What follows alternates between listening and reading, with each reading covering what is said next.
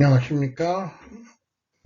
뉴욕은 이제 조금씩 코비드 19 환자 발생이나 아니면 사망자가 조금씩 줄어들고 있어서 이제 한 2주 정도 지나면 조금 안정이 될 것 같습니다. 그래도 뭐 전 세계에서 가장 많은 사망자도 나오고 그래서 아주 힘든 시절을 보내고 있습니다. 다른 미국 지역들은 이미 이제 다시 오픈을 시작했지만 뉴욕은 아직 한 달 정도는 제대로 오픈이 될 것 같지 않습니다. 오늘은 미국은 왜 코비드 19 방역에 실패했는가 이 문제를 가지고 그동안 각 언론에서 보도된 내용이나 이런 것들을 가지고 한번 생각을 해보겠습니다. 자, 그러면 코비드 19의 평가 방법을 먼저 생각해 보겠습니다. 한때 환자 발생자 수로 따진 적이 있었죠. 몇 명이 환자가 생겼다 뭐 이런 거. 그래서 그러나 환자 발생자 수는 사실 큰 나라와 작은 나라, 인구가 많은 나라와 적은 나라를 동일선상에 놓고 평가하는 그런 문제가 있습니다. 당연히 인구가 많은 나라는 환자가 많이 나오겠죠.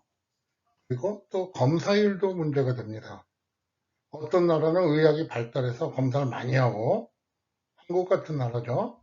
어떤 나라는 뭐 의학이 별로 발달하지도 않고 검사 키트도 없고 그냥 검사할 만한 의료진도 없기 때문에 검사를 안 하면 당연히 환자 발생자 수에서는 많이 줄어들겠죠.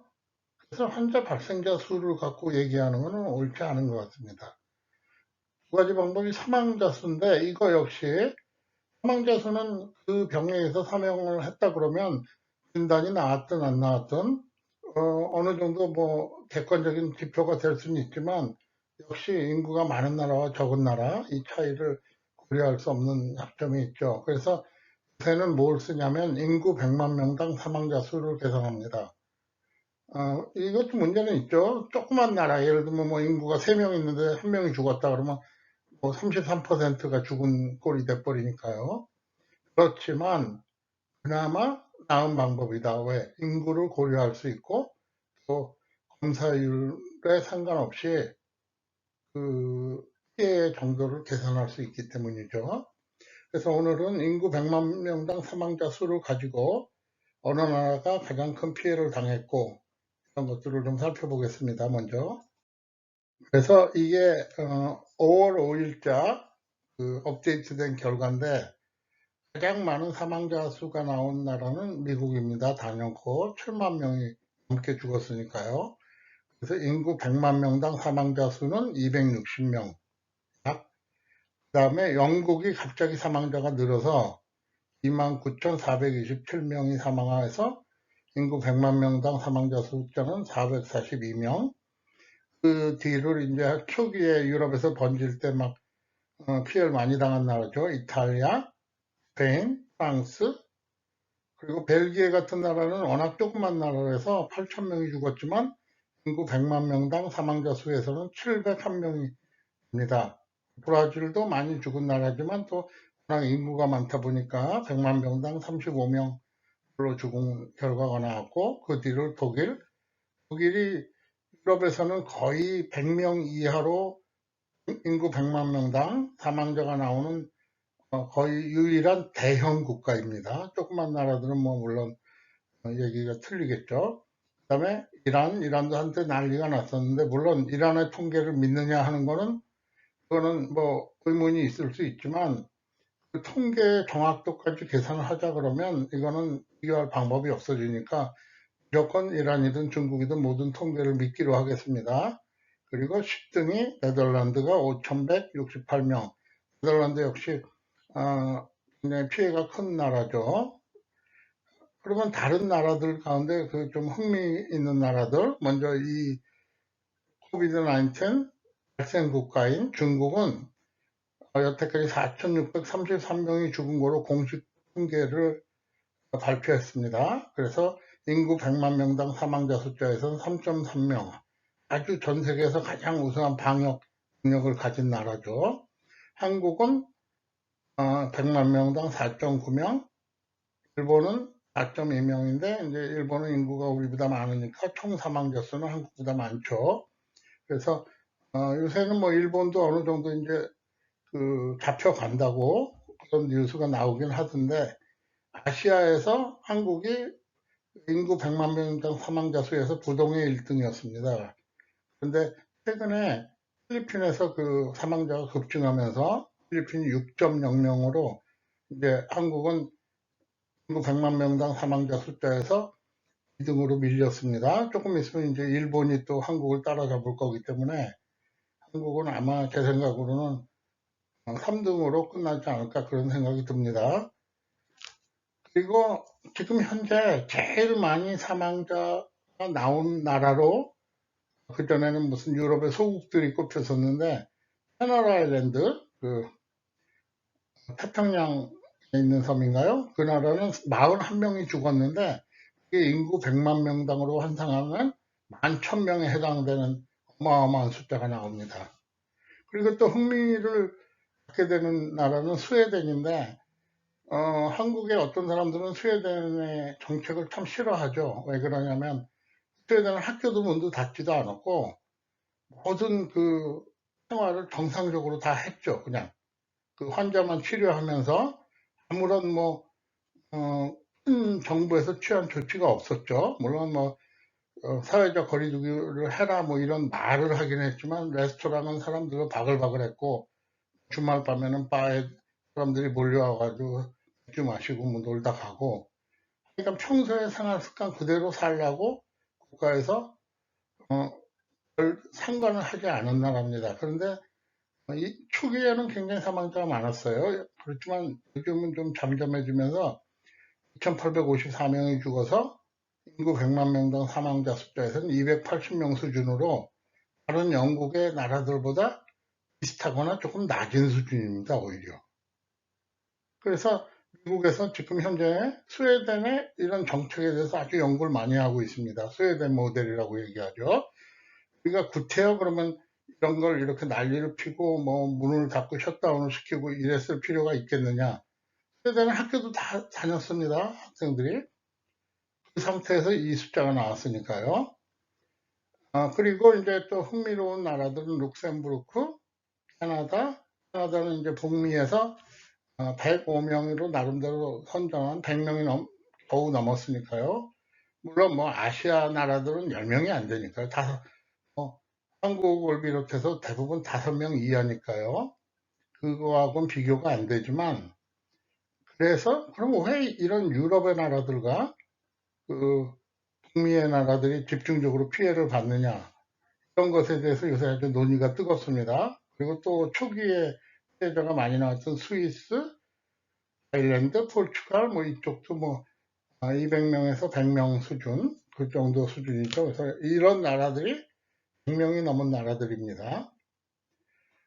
그래서 미국은 260명이니까 100만 명당 굉장히 높은 수치죠. 유럽의 영국이나 이탈리아, 스페인보다는 절반 정도지만 그래도 엄청난 숫자가 지금 돌아가셨고, 그다음에 아직도 끝난 게 아니죠. 지금 미국은 총 사망자가 숫자가 10만 명에 달할 거다, 이렇게 예상을 하고 있는데, 약간 주춤하니까 10만 명을 넘을 가능성도 있죠.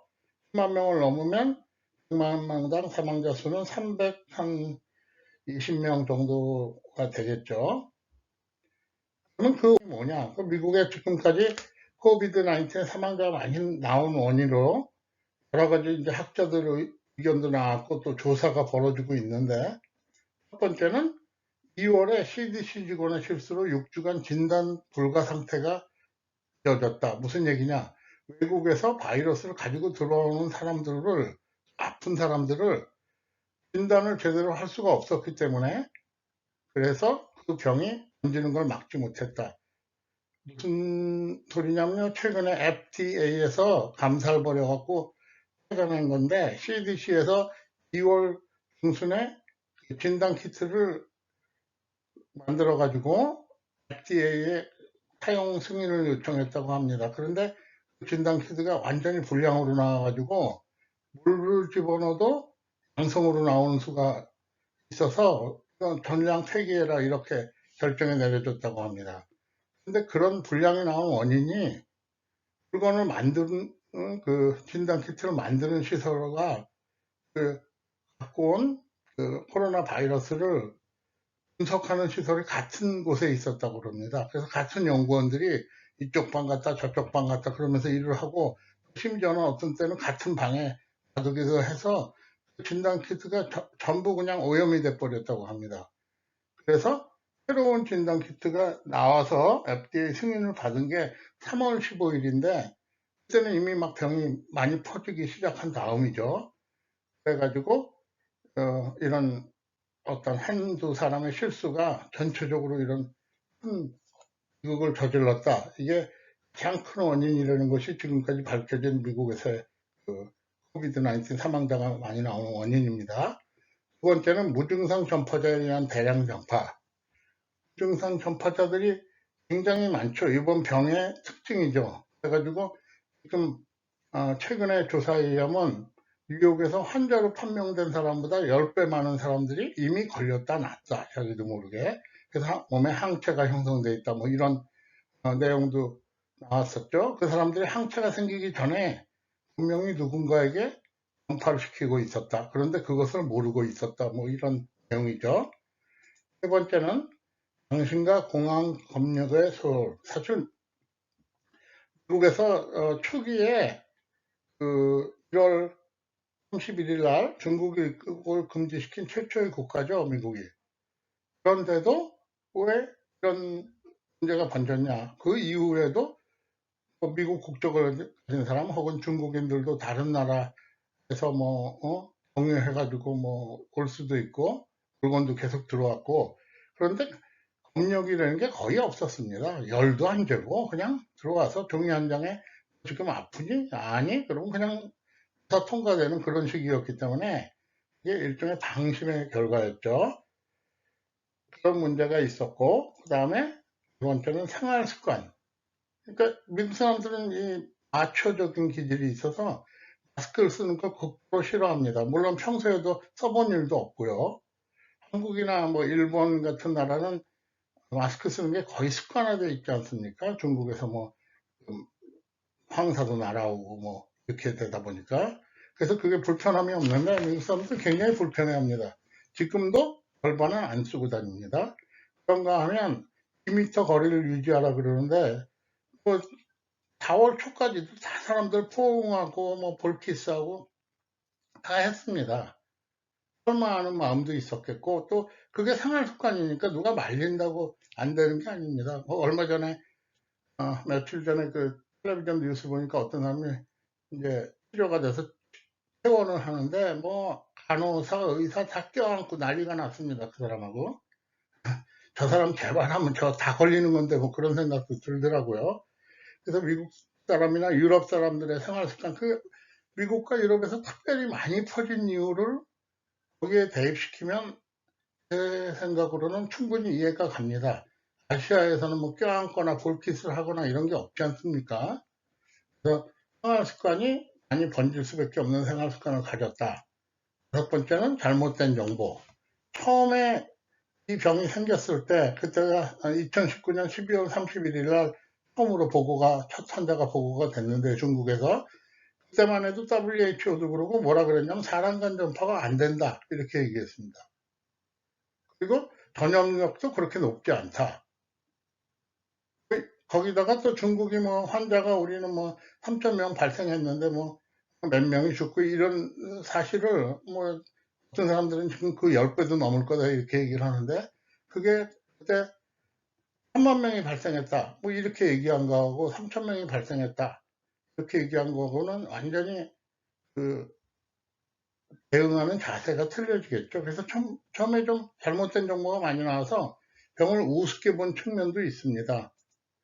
다음에 여섯 번째 이유로는 미국의 특히 뉴욕에 그 코비드-19 바이러스 확 번지게 된 거는 2월 달 이후인데, 2월에 미국에 스프링 브레이크가 있습니다. 그래서 100만 명 이상의 사람들이 유럽 여행을 갔다 왔는데, 그때 그 코비드-19 바이러스 얼마 갖고 왔는데 중국은 막았지만 유럽은 막지 않았습니다.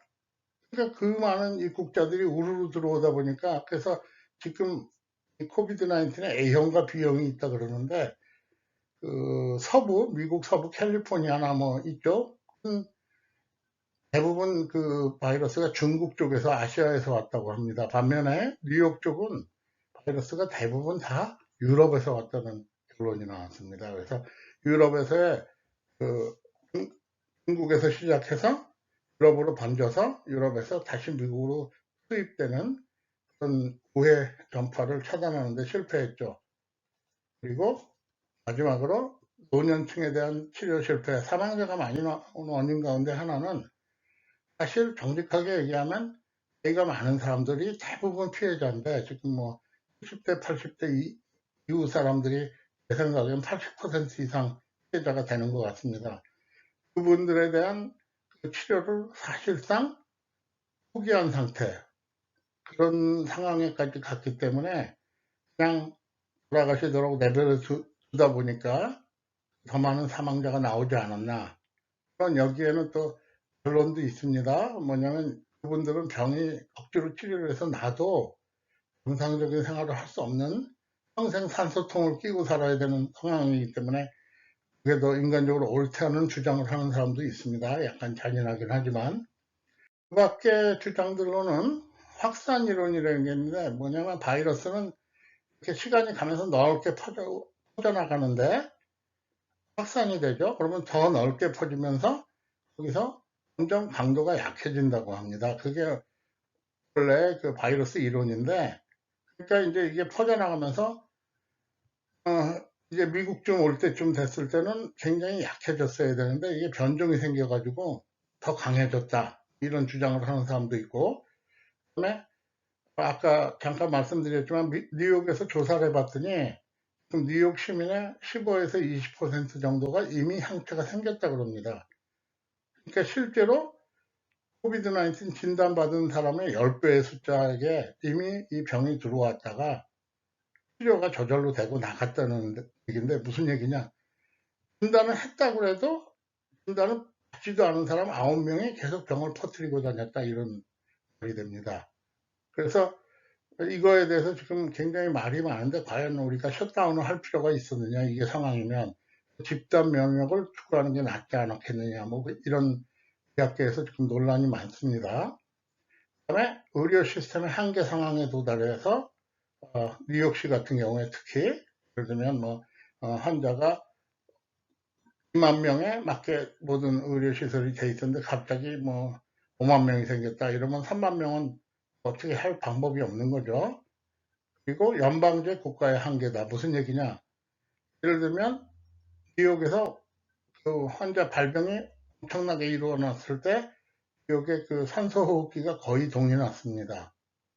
거의 뭐 모자란 적은 없었어요. 그래도 다행스럽게 거의 동이 났는데 뉴욕이 다른 주들한테 산소호흡기를 좀 보내달라 그러니까 다른 주들은 다 겁먹어가지고 못 준다 우리.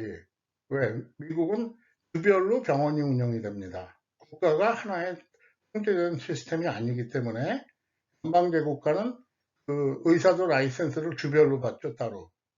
그리고 레지던트들도 그 주에서 월급을 주는 겁니다. 이렇게 되다 보니까 자기네 주로 먼저 챙겨야죠 정치인들은.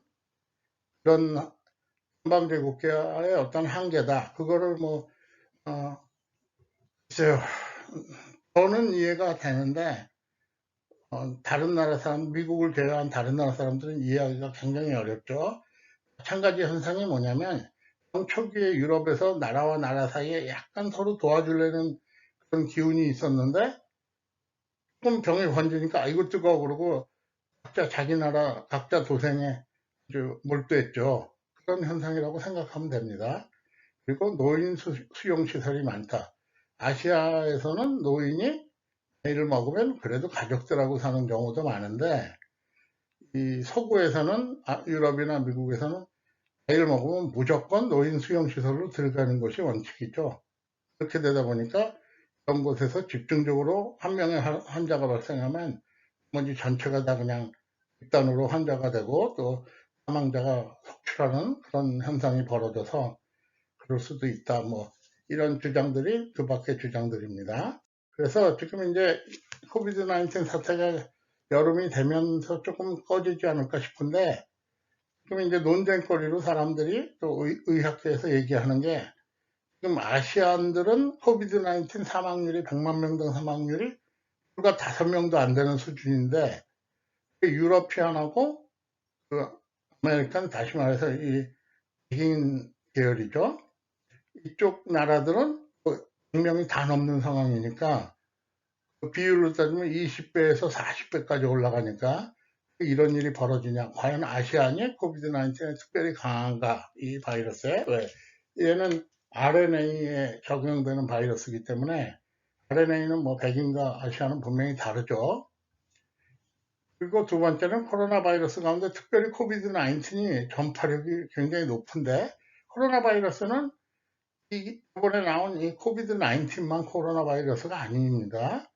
그전에는 사스나 뭐 메르스나 수많은 그 코로나 바이러스 계열이 있는데 왜 얘만 특별히 전파력이 높냐, 이걸 지금 이야기하고 있죠. 세 번째는 아까 말씀드렸지만 뉴욕의 경우에 실제 그 항체 형성자가 10배라는데, 그렇다면 진짜 사망률은 도대체 얼마나 되느냐. 이게 0.01% 사망률이면 과연 우리가 그렇게 흥분했어야 되냐, 다른 방법으로 방역을 찾았어야 되지 않느냐. 그래서 나오는 게 아까 스웨덴 모델 얘기했죠. 그 최근에 나온 얘기가 보면 전체 지구에 사는 사람의 60, 70%가 면역성을 가질 때까지 이 병은 계속될 거다, 뭐 이런 예측도 있죠. 60, 70%가 항체를 갖는다는 건 집단 면역이 벌어진다, 이 얘기입니다. 70%가 집단 면역이 되면 그 다음에는 이 병이 더 이상 번지지 않는다 그럽니다. 그래서 과연 집단 면역은 가능한가, 이런 면에 대해서 이제 지금은 뭐 아시아 국가들이 마음을 놨지만, 만약에 가을이나 겨울이 돼서 병이 다시 번지면서 더 크게 번진다든지 이런 일이 벌어진다 그러면 그땐 또 어떻게 할 건가 하는 문제에서 심각하게 지금 논의되고 있는 상황입니다. 그리고 마지막으로 북반구에 겨울이 돌아오면 병이 다시 돌아올 것인가. 이게 코비드 19 이 코로나 바이러스가 기온과 상관이 있을 거다, 이런 가설하에 많은 사람들이 이 얘기를 합니다. 더워지면 이제 없어졌다가 가을이 돼서 좀 추워지기 시작하면 다시 돌아온다. 어떤 사람들은 그 증거로 러시아가 아주 추울 때는 병이 안 생겼는데 조금 따뜻해지면서 애매해지니까 병이 확 번지기 시작했다, 뭐 이런 주장을 하는 사람도 있습니다. 어떻게 됐든 지금 현재로서는 미국이 가장 큰 피해국이고, 그로 인해서 이제 여러 가지 생활에 불편을 겪고 있는 상황인데 조금씩 나아지겠죠. 그리고 또 다시 돌아오든 어떻게 되든 각국이 목숨을 걸고 열심히 이 치료제도 만들고 있고, 또 이 백신도 만들고 있으니까, 인류가 항상 그랬죠. 병이 와서 많이 죽고 많이 다치고 그래도 또 이겨나가고 새로운 약을 만들어내고 했으니까 코비드 19도 결국은 물러갈 겁니다. 물러갈 거니까 희망을 갖고 하루하루 열심히 살아나가는 수밖에 없겠죠. 그래서 오늘은 왜 미국이 이 코비드 19 방역에 실패했는가 하는 문제에 대해서 그동안 언론을 통해서 보도되었던 내용들을 종합해서 한번 생각해 봤습니다. 감사합니다. 즐거운 하루 되십시오.